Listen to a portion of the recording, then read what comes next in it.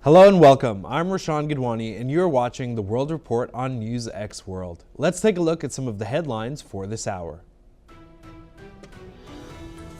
Despite sweeping job creation pledges ahead of Nepal's March 5th national elections, thousands of young workers continue to depart daily for the Gulf and Southeast Asia. Following the violent Gen Z uprising in September 2025, new political alliances like the Rashtriya Swatantra Party are promising a strategic reset, but a stagnant domestic economy and 136 party fragmentation have left 18.9 million voters skeptical that any new government can replace the 1.2 billion monthly remittance lifeline. Russia officially questioned today how U.S. President Donald Trump's newly established Board of Peace will coexist with the UN Security Council. Kremlin officials argue the board, which Trump claims will bypass ineffective diplomatic channels to resolve global conflicts, lacks international legitimacy and threatens the established post-World War II global security order. Russian Foreign Ministry spokeswoman Maria Zakharova labeled the fatal shootout off the Cuban coast an aggressive provocation by Washington intended to trigger a regional conflict. The Kremlin's intervention follows Cuba's claim that it acted in self-defense against armed infiltrators from Florida, further straining U.S.-Russia relations as Moscow reinforces its support for Havana. Ahead of PM Mark Carney's upcoming visit to Delhi, Canadian authorities have suddenly begun softening their allegations of transnational repression against India. Sources in Ottawa suggest a strategic reset is underway to repair trade relations critical to the Canadian economy. A federal judge rules the Trump administration's third country deportation policy unlawful, citing violations of due process. The ruling temporarily halts the rapid removal of migrants to nations other than their own, pending a government appeal. Malaysian Foreign Minister Muhammad Hassan issues an urgent plea for diplomacy as nuclear talks resume in Geneva today. Kuala Lumpur warns that the increased U.S. naval presence in the Persian Gulf risks a global energy crisis and a total closure of the Strait of Hormuz. Hong Kong's Court of Appeal overturns the 2022 fraud conviction and sentence of pro-democracy tycoon Jimmy Lai, ruling that the lower court erred in its judgment. While the 78-year-old remains in prison serving a separate 20-year national security sentence, the surprise ruling marks a significant legal victory for the defense. A U.S. Air Force C-146 Wolfhound sustained significant damage after hitting a concrete barrier during a roadway landing exercise in Pangasinan. 5 personnel are injured in the accident, which marks the first attempted highway landing operation in the Philippines.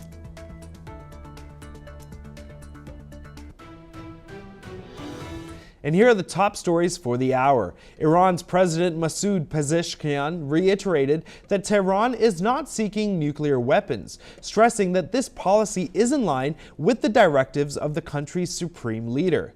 Pezeshkian made these comments ahead of upcoming talks with the United States in Geneva, where both countries will discuss Iran's nuclear program and possible sanctions relief. The president emphasized that even if he wanted to pursue a nuclear arms path, he would be precluded from doing so due to doctrinal restrictions. The meeting in Geneva follows a previous round of talks between Iran's Foreign Minister Abbas Araghchi and Omani counterpart Saeed Badr al-Busaidi, who will mediate the talks. The aim of the upcoming dialogue is to resolve a decades-long standoff over Iran's nuclear ambitions, which the U.S. and other Western countries fear could lead to the development of nuclear arms. Iran denies these claims, insisting that its nuclear program is peaceful. Regardless, the talks come at a critical time as tensions continue to mount between the two countries over Iran's nuclear activities and sanctions.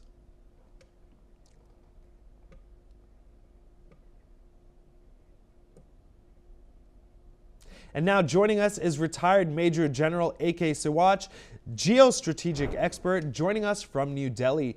Now, sir, with all these essentially complications, what do you make of the future of these countries involved? Roshan, the situation is very complex, quite fluid. What will happen in next 4 to 5 days, no one can predict. But certainly, there are some red lines which have been drawn by US. US has three demands as far as Iran is concerned. One is that it should not have a nuclear weapon, should not enrich its uranium more than 5%, which is required only for peaceful purpose. And the second thing is that it should reduce the number of ballistic missile and also cut down its range. And third thing is to helping the proxy like Hezbollah, Houthis, and Hamas. Now, as far as Iran is concerned, Iran is agreeing on a demand of nuclear weapon. Iran, like President Pezeshkian has already stated that as far as Iran is concerned, it is open for inspection by IEA and its program is totally civil. That may not be true, but the fact is, as on today, they are ready to negotiate on that issue. But they possibly are not ready to negotiate on the missile as well as helping the proxy. Now, the point is, no one wants war. Iran knows it that if the war take place, they will be affected badly. Their economic is not doing well. There is inflation, unemployment. There is a protest which were going inside Iran, which still are active. So Iran will like to avoid this. Iran knows it that US has already massed almost 60 to 70,000 troops in Middle East. It has got two aircraft carrier group now, USS Ibrahim Lincoln and USS Gerald R. Ford. It has Tomahawk missile in submarine. It has got B-2 bombers, which is Diego Gracia. So overall, US is completely prepared, and US has almost surrounded Iran.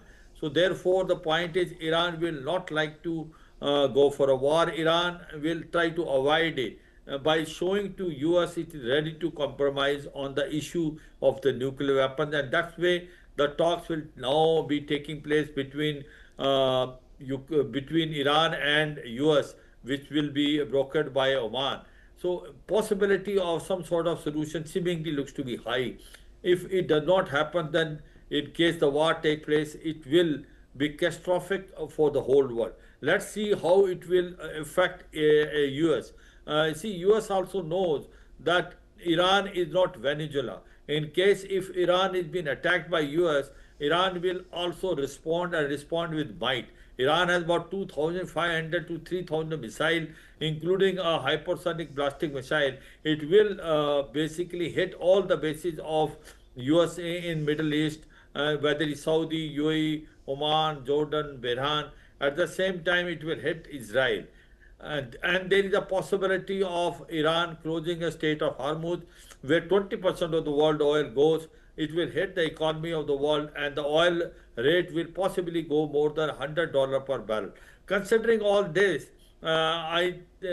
US also knows it. It may be easy to start the war, but it will very, very difficult to stop. And therefore, some sort of solution, some sort of compromise, some sort of agreement, if in case they reach in this talk, will be ideal, because they know the war will not be good for either party. US will not have a clear-cut victory. In case some of the ship of US is being drowned or hit by Iran, that will be a moral victory. I suppose both sides are taking things very cautiously. Let's hope how things build up. But to me, it looks like that whatever US is doing, it is more of a posturing, putting a tremendous pressure on Iran to give away its nuclear weapon program.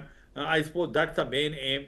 And as far as Iran is concerned, I suppose it is now ready to compromise on certain issues, because it knows if it does not compromise, then the America is going to punish them and punish them very hard.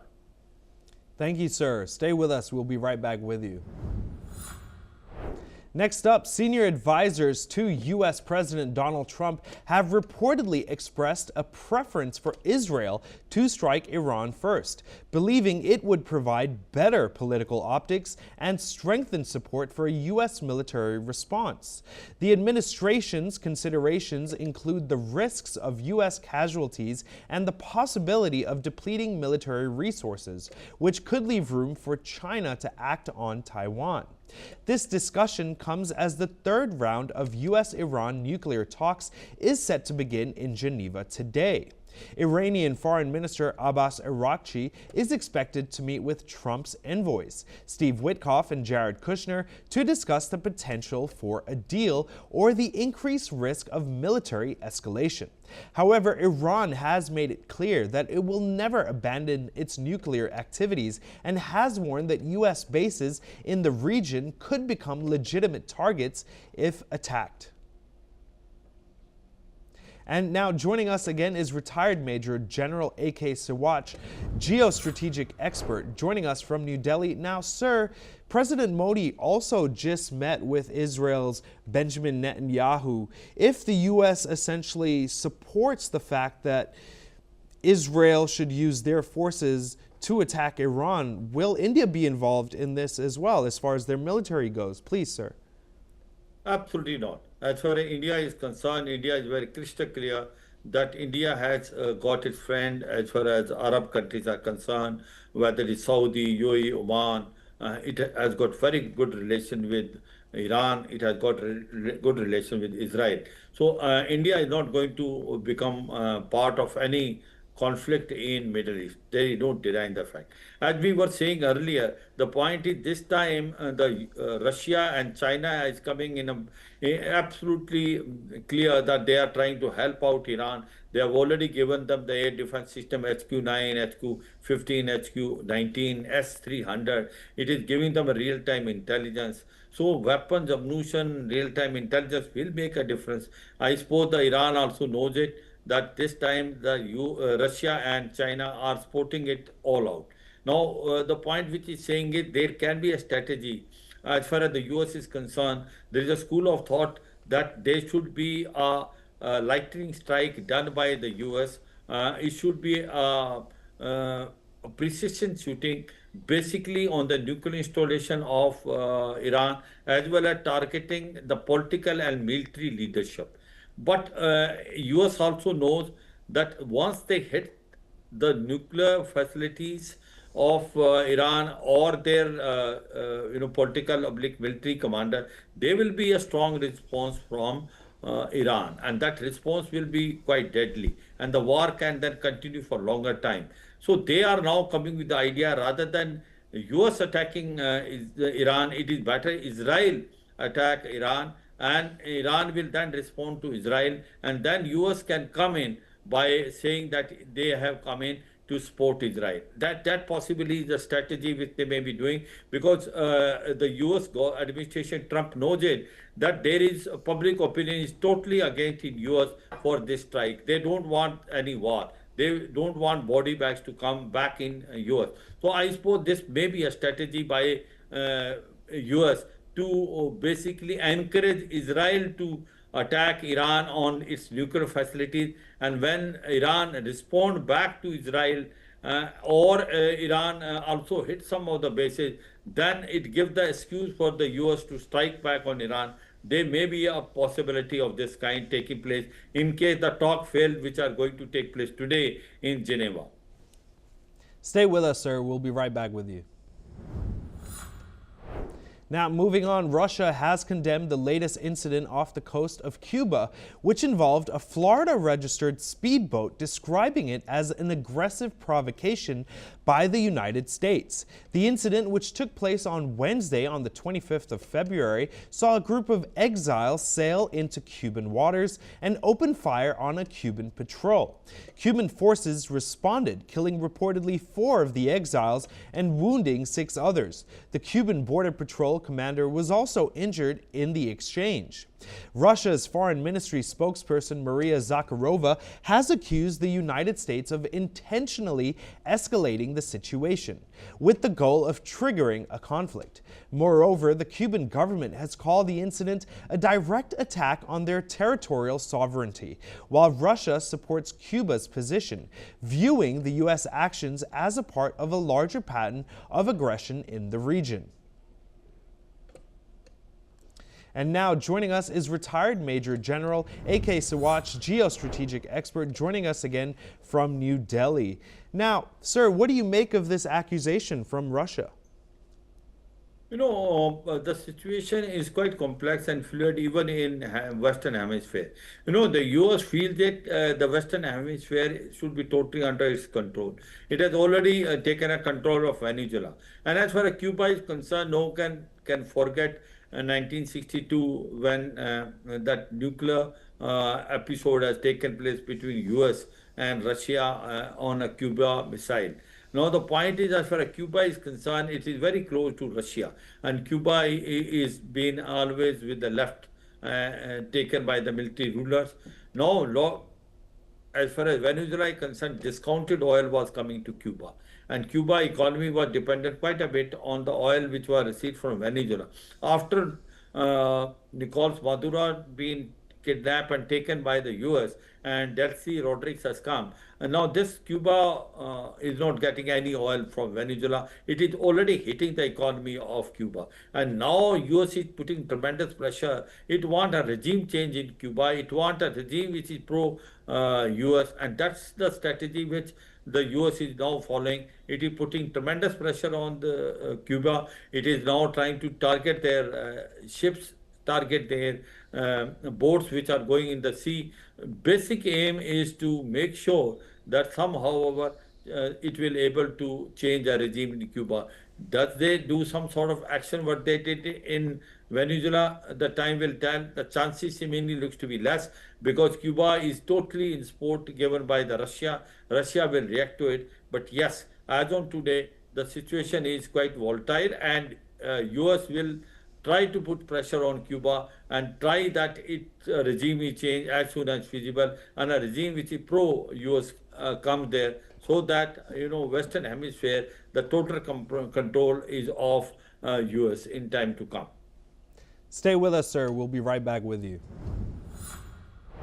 Moving on, Cuba has announced that its Coast Guard foiled an attempted infiltration from the United States, firing on a Florida-registered speedboat near its shores. In a firefight, 4 people were killed and 6 were injured. According to Cuba's Interior Ministry, the attackers, all Cuban nationals living in the U.S., intended to carry out a terrorist attack. The authorities found assault rifles, handguns, Molotov cocktails, and military gear on the boat. Listen in. El Ministerio del Interior informó este miércoles sobre la agresión armada contra una unidad de superficie de las tropas guardafronteras en la zona noreste del Canalizo El Pino, en Cayo Falcones, municipio Corralillo, provincia Villa Clara. Se ocuparon fusiles de asalto, armas cortas, artefactos explosivos de construcción artesanal, cócteles Molotov, chalecos antibalas, mirillas telescópicas y uniformes de camuflaje. Además, se procedió a la detención en el territorio nacional del ciudadano Duniel Hernández Santos, enviado desde los Estados Unidos para garantizar la recepción de la infiltración armada, quien en estos momentos se encuentra confeso de sus acciones. Puntualiza que se ha podido establecer que la lancha rápida neutralizada con matrícula de Florida FL7726SH transportaba 10 personas armadas que, según declaraciones preliminares de los detenidos, tenían intenciones de realizar una infiltración con fines terroristas. Se ocuparon. Next up, India's Prime Minister Narendra Modi, who is in Israel on his 2-day trip, hold talks with the Israeli President Herzog. Listen in. Eastern Hemisphere. So, we know you lead the world in so many fields, and we are very moved and excited that you're here with us. Toda rabba. Thank you, Excellency. राष्ट्रपति जी, आपने जिस उम्दा शब्दों से हम सबका स्वागत किया है, इसके लिए मैं आपका बहुत बहुत आभारी हूं।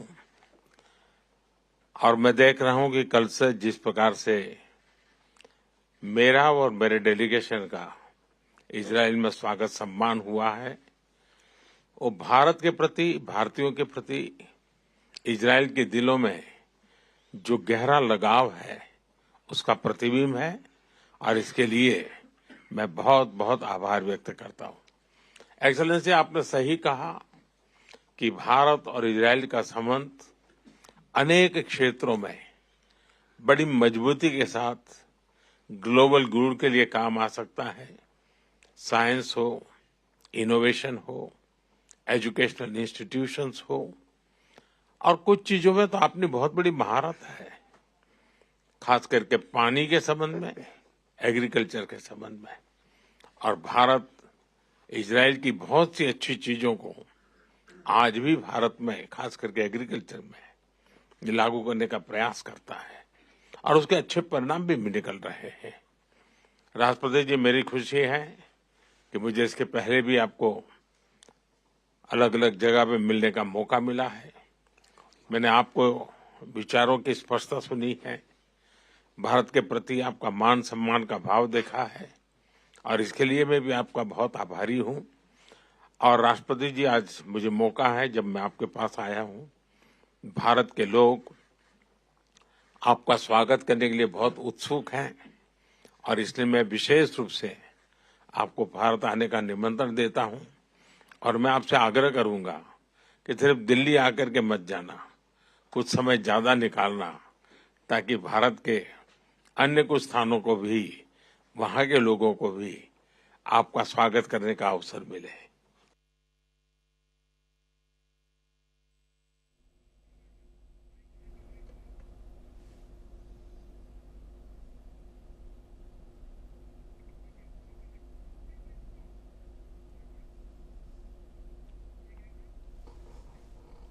A 14-year-old Palestinian boy, Jad Jadallah, was shot by Israeli soldiers last November in the West Bank. He lays untreated for over 30 minutes as soldiers blocked ambulances from reaching him. Despite claims by the IDF of providing initial medical treatment, witnesses and paramedics deny this. Jad's family accuses the soldiers of planting a rock next to him to frame him. His body has yet to be returned, and the cause of his death remains unclear. Next up, China's Commerce Ministry has confirmed its commitment to maintaining stable and sustainable trade relations with the United States. The ministry has stated its intention to implement the consensus reached with the U.S. on the 4th of February, earlier this month, that followed a phone call between U.S. President Donald Trump and Chinese President Xi Jinping. At the same time, suppliers to U.S. aerospace and semiconductor firms are struggling with a worsening shortage of rare earth materials such as yttrium and scandium. These are elements essential for high-temperature engine coatings, defense technology, and advanced chip components, and almost entirely produced in China. Data shows that exports of yttrium to the United States have fallen sharply since controls were introduced. This highlights China's near monopoly over global supply of these critical minerals, and also the vulnerability of U.S. supply chains to fluctuations in Chinese export policy. And now joining us is Collins Chong Yu Kiet, Foreign Affairs, Security and Strategy Analyst, joining us from Kuala Lumpur. Hi, sir. How are you? Thanks for joining us on the program. Thank you, Roshan. Now let's dive right in. China and the U.S., they're essentially getting off on a call on the 4th of February, but their relations have been strained in the past, and especially in the last few years with more tariffs being introduced.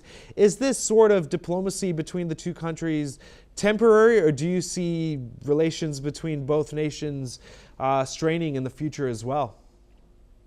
Well, this is, also a reflection of the growing, economic, and structural weaknesses on the part of China, where, the language being used now, signals tactical de-escalation. It's not a strategic convergence. We've seen how the repeated emphasis on creating a stable, healthy, sustainable trade deal. So all this reflects a much calibrated, diplomatic tone by China that is aimed at reducing trade tensions. Of course, also as part of the leading up of the efforts towards this visit by President Trump later on.